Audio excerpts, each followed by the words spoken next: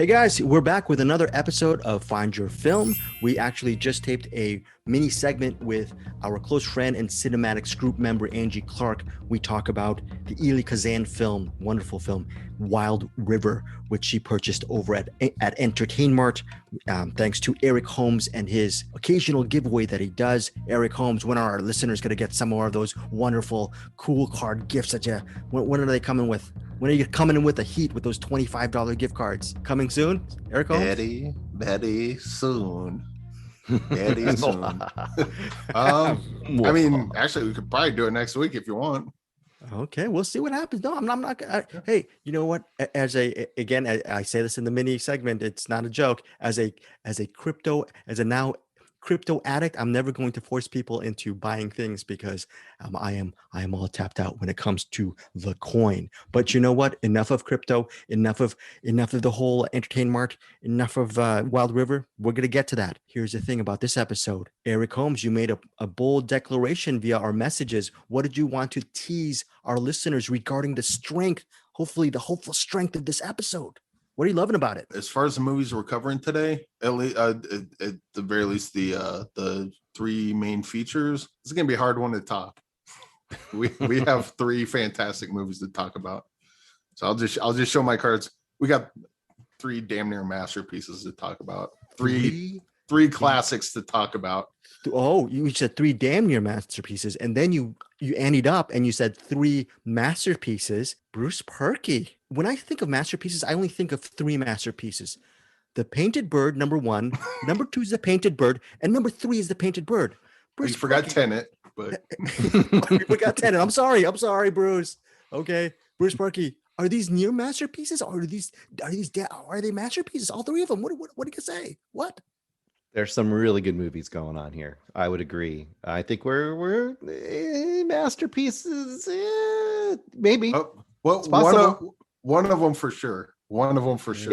If we're trying to debate whether between their masterpieces or really good movies, I think we're still in a pretty great boat. So, in fairness to Bruce Perky, who tried to dial it down, you're really not dialing down when we're talking about A plus, and A, and at their very worst, an A-. So we're good. We're good to go. I'm not going to even pussyfoot around here. The three movies we're covering: The Killing of Two Lovers. What's the other one? Riders of Justice. You know what? For some reason, that moniker doesn't really stick with me, but the movie itself does. And last, but I thought was going to be definitely least, was The Djinn. Is that correct? Am I pronouncing it right, Bruce Perky? The Djinn? Yes, I say Cold Gin, and now we're going to go into a Kiss song. It's no. These are all movies that you can watch on Friday. There are a lot of high-profile movies that are coming out. Possibly a Zack Snyder film might be coming out this week as well. We haven't gotten to it. Look, I'm sure that movie might be great as well, because I know the Holmes Truth, Eric Holmes, and Bruce, not so darn very good. I just saw that for the Wild River thing. Bruce Perky, these two guys, they're the biggest Zack Snyder fans in the world. Yeah, there's gonna be like a zombie tiger. I heard about it. It's gonna be cool. It's gonna have so much character development. Like each one of its stripes, we're gonna find out how it got there. It's gonna be so good. Eric Holmes, was Bruce Perky being sarcastic, or are you enjoying the sarcasm, or are you gonna throw in your dry wit regarding Zack Snyder and his brilliance? Are you gonna throw something? What are you gonna throw? Well, I'll start off by saying that I don't hate Zack Snyder. I think some of his let's pump the brakes on Justice League. It was marginally better than the one that came before it, is what I'll say. Okay, marginally. Okay, we're not going to talk about Snyder Cut. Yeah, we're going to start off right now. Okay, and we're gonna have a couple of quick movie recommendations. Bruce Perky and Eric, we're gonna have a really nice talk about the movie Rudderless regarding a what's in the box thing. So if you are a fan of Anton Yelchin and Billy Crudup and William H. Macy, Rudderless, that might be, or Selena Gomez, that's something that we're gonna be talking about at the end of it. Oh, don't shake the head, Bruce Perky. I just outed you to Selena Gomez. Thank you. No. Okay. We're gonna be talking about Rudderless, as I like to say, to bring up the rear. I'm going to defend. Round out the rear is what you like to do, according to the last episode. Okay. Yes, according to the last episode. Okay, you know what? Let's just start right now. The Killing of Two Lovers. It hits theaters in on demand May 14th. I have been blabbing out. I either Bruce or Eric, I'm just going to say, I'm going to do the very quick plot synopsis. It centers on this man. He is it centers in a small town. And I don't even know, Eric Holmes, you're going to vote. Do we even mention what's the first opening frame shot, or do we let what do you guys think? Do we let the viewers experience the opening moments? Even though it's in the trailer, I would say skip it, because it's kind of we'll just say it starts off strong. Okay, excellent. And kind of dance around it, because, well, I'll let you go, and then I'll say a couple things. But okay, Clayne Crawford, he plays this guy named David. David is a divorce. He's about to be divorced. He's in the middle of a separation with his wife. Okay, his wife is played by Sebede Moafi. She plays Nikki. So it's a relationship story with David and Nikki. David is filled with rage in the beginning of the story. It is a very shocking and memorable opening sequence. You will not get it out of your head. You will never, ever forget. This is unforgettable opening for The Killing of Two Lovers. That will draw you in just as a genre film right from the get-go. So it starts off with David and a very interesting encounter that will leave you, might leave you emotionally scarred for the opening moments. So ultimately, the movie centers on how David is trying his best to work his marital problems with Nikki. They have, I believe, three kids, and that's really the crux of the movie. Nikki wants to move on with her life. She's seeing someone else. That encaps David's rage even increases because of that. Because bottom line, no matter David and Nikki, they started off as a young couple. They're now probably in their early 30s. Maybe both of them want to live their own lives, especially Nikki. But ultimately, the focus is on the welfare and the benefit of their children. David especially is very focused on their children. The only problem is, as much as he's a great dad, but he does have these issues regarding rage and aggression. Bruce Porky, what did I leave out? Anything else regarding the plot synopsis? What did you think? By the way, it's directed and penned by Robert Machoyan. I don't think you left anything out. I think that we're not going to say what the opening shot and short sequence involves, but let's just say that it colors everything for the whole movie, because you have a certain sort of expectation based on that keeps you, I guess, tense, I guess is what I would say, throughout the entire movie, even to a level you might not have been.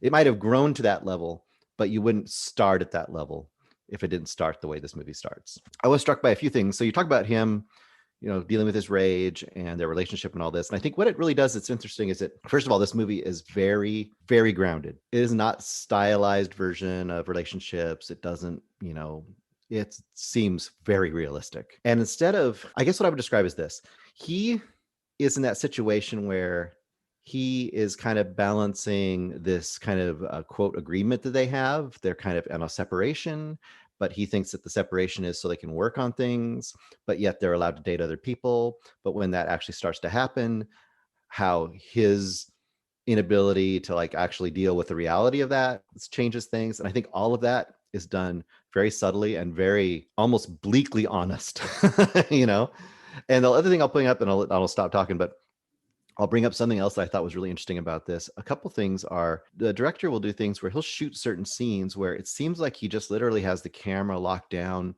like on the passenger door of a car. Like he might on the passenger door of a truck, and our main character is driving the truck, and you'll drive with him from place to place in this town. And this town is a rural town, like in the middle of nowhere, it seems like, next to some mountains. And it seems so small. It seems like one of those towns you could look from one end of it to the other and see the other end of the town very easily. So you get these scenes where he'll go around like 2 or 3 corners and he's at the next location, and you went the whole way with him and it did not take that long. So you get that feeling that you're in one of these places where everybody knows everybody. There are no secrets in this town.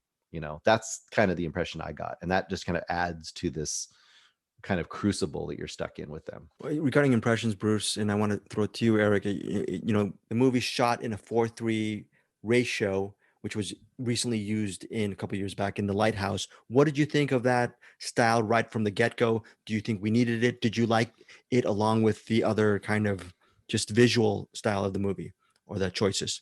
This is going to sound weird, but I didn't even remember that until you mentioned it.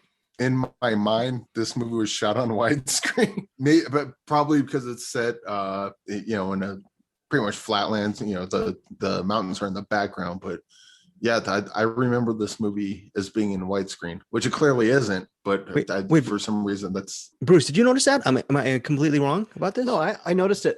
I have this experience with these boxy aspect ratios. I'm almost always annoyed by them at the beginning. They Same here. always tend to be good movies. I don't know why that is the case. And I rarely think they add anything to it.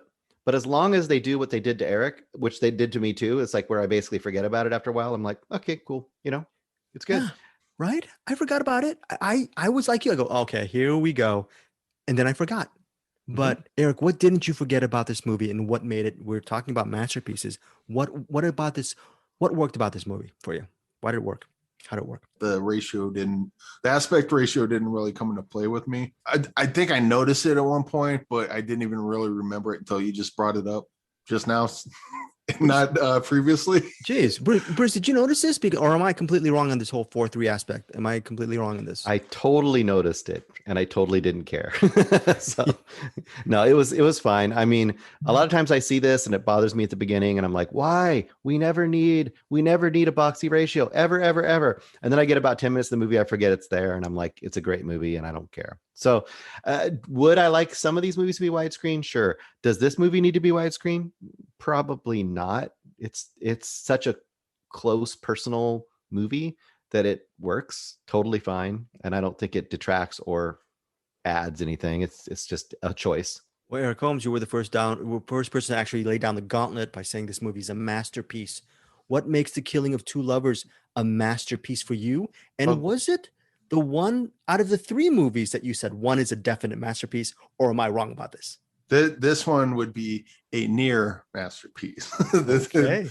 So this is not the one. This one just the way it starts off just draws you in, and it really needs to, because actually kind of describe this movie. It's not really going to do it any favors, because a lot of what this movie has going for it is how, you know, spending time with the characters and based on that opening scene, seeing how things kind of unravel. And I mean, this movie's basically about a bad relationship or a toxic relationship of 2 people trying to keep it together for the kids, air quote, for the kids. I don't know how to really sell this movie, because everything that's great about it, you kind of just have to let wash over you, because the way this movie unfolds and the way the characters interact with each other. I would say the only thing I didn't like is that the kids mentioned Mitch Hedberg, and there's no way in hell his kids know who Mitch Hedberg is, and he does not know who Mitch Hedberg is.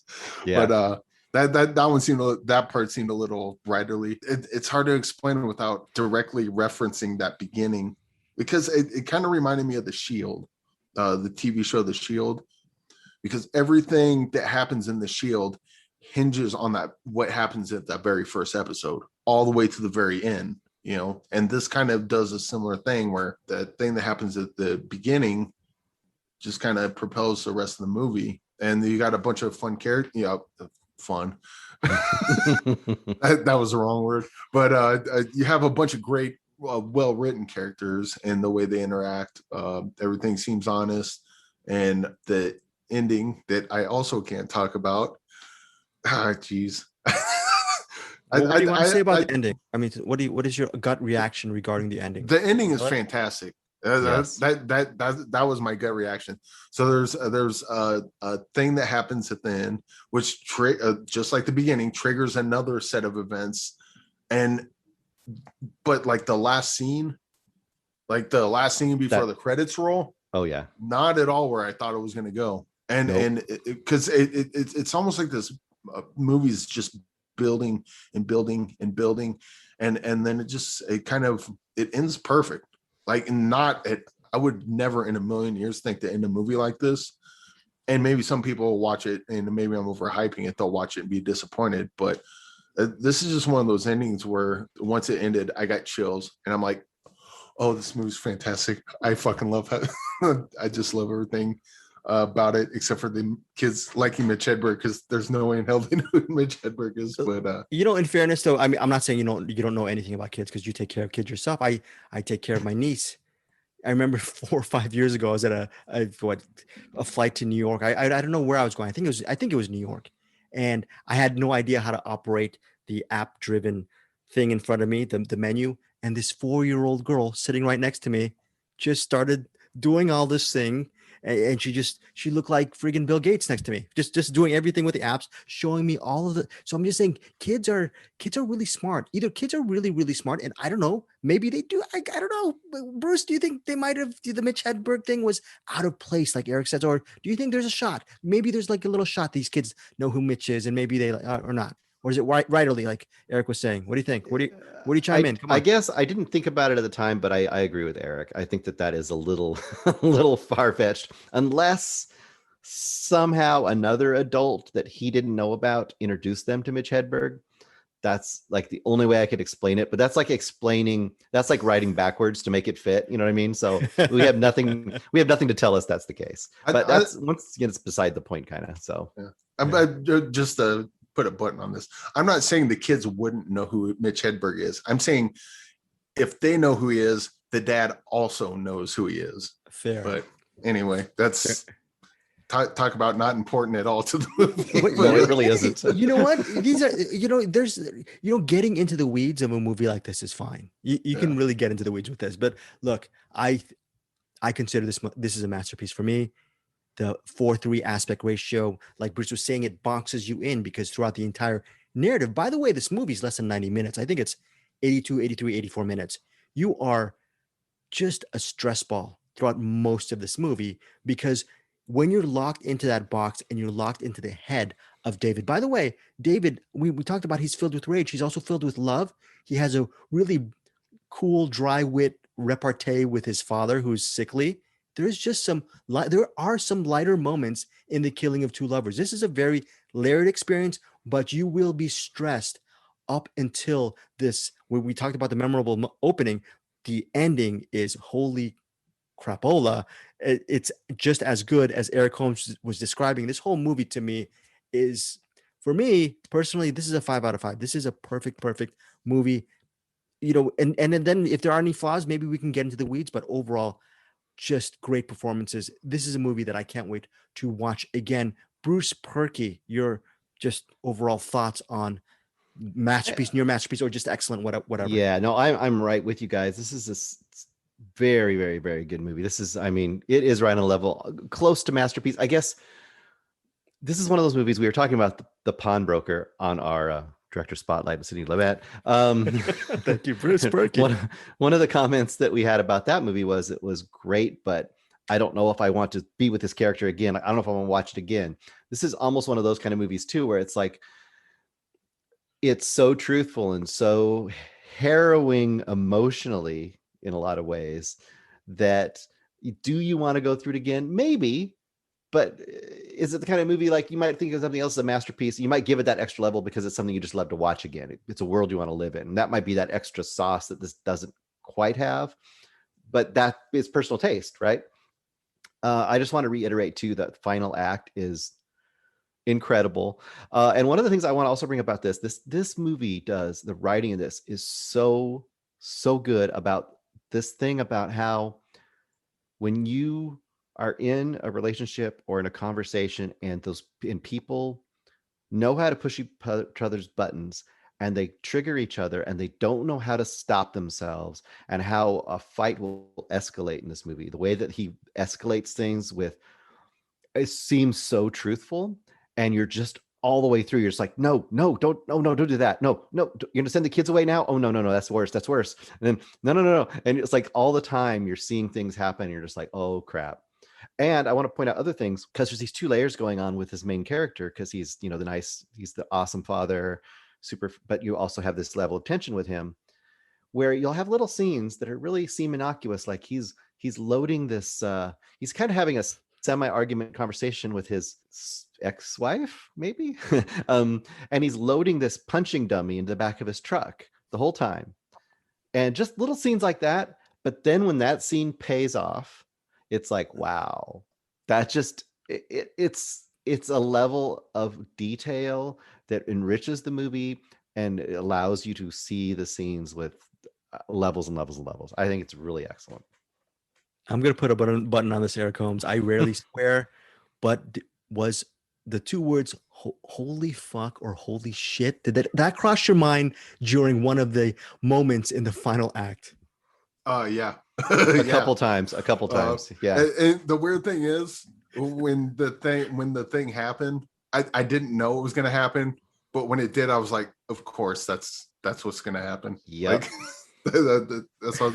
But I wanted to jump in on what Bruce said about, because that there's a version of this movie where the guy just keeps making bad decisions, and the wife is nothing but a bitch, and then that's the dynamic, and it kind of is, but it goes a little deeper than that, because she's angry with him, she's frustrated with him when he's trying to keep things together, and then when she's trying to keep things together, now he's flipping out. So they're either high or low, but they're never high and low at the same time. Their wavelengths are off just enough to keep their relationship just Off never kilter. working. Yeah. And I know we need to move on, but also on to what Eric is saying. Also, that is done because by seeing the two levels of what his character is like, you see how he acts, but you also see what he's doing that other people don't see what he's doing. And that tells you a level of him too, because if he's doing that now, he hasn't just flipped on a switch and become that character. That's probably manifested in other ways. So they both have some really serious flaws, and it isn't just her, and he isn't just the misunderstood dude that's trying to, whatever. Who played the wife? Because we haven't talked too much about her, Yeah, but she's absolutely fantastic, and her character, again, like I said, there's a version of her character where she's just the bitch, and that's it. And no, her character has just as many layers to her in this, because like she gets angry, but you totally get why, because you see how he's acting towards her, and then she's trying to keep it together, and it all works. They're real people. So good. In a lesser movie, her character would be like you said, the antagonist or whatever, and she's a fully fleshed human being, like pretty much most everyone is in The Killing of Two Lovers, which opens in theaters and on demand May 14th.